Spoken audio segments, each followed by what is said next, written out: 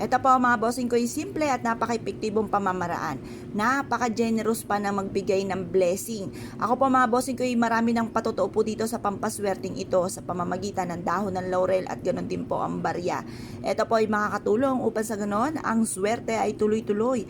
Walang humpay na pasok ng swerte. Ngayon pa mga bossing, ganito lang ang inyong gagawin. Kumuha ka ng dahon ng laurel. O ito, isa sa mga tip mga bossing ko ng numero.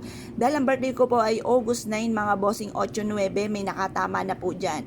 So, kung kayo po mga bossing ko ay nais nyo po na tayaan din, abay tayaan nyo po at baka sa inyong lugar naman ay lumabas po yan mga bossing. Kung ikaw ay mananaya, negosyante, mahilig po sa mga iba't ibang niraraket or kaya po ay nag-a-apply ka ng local or abroad, kailangan meron kang ganito para kayo po ay susundan ng swerte.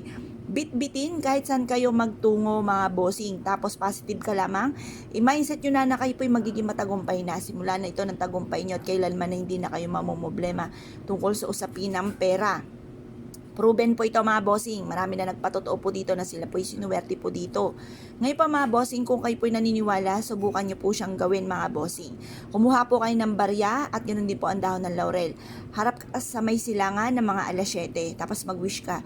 Sabihin nyo po, mananalo na ako ng jackpot or kaya magkakaroon ako lagi ng malaking benta at ang mga customer ko ay dadami ng dadami at magiging kaibigan ko pa ito. Ganun po ang pag-wish.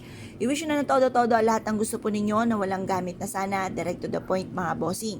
At pagkatapos mga bossing ko, mas mainam na ito po'y bit-bitin nyo kahit saan kayo magtungo. Ito pa mga bossing ko, i-a-adjust ako sa lagi kay suswertihin. At mapapasin ninyo, instead na kalamalasan ay puro kaswertihan naman ang darating. Ngayon pa mga bossing, basta positive ka lamang, ugaliin lagi ang mga magagandang salitain. Kasi ako po mga bossing ko dati-rate, ang mga salitain ko, yung mga pagdaing-daing, tas lagi akong galit, parang may galit ako sa mundo, lagi akong, yun nga po, lagi nga pong kung ano ng mga pinagsasabi na panay kahirapan, yung mga ganun mga bossing, alisin nyo po yun. Dahil yun din na nagiging dahilan kung bakit ikaw ay minamalas. Kailangan po panay mga magaganda ang sasabihin po natin para puro swerte naman ang darating po sa atin mga bossing. Ngayon po mga bossing, ito po ay mas mainam na gawin nyo po.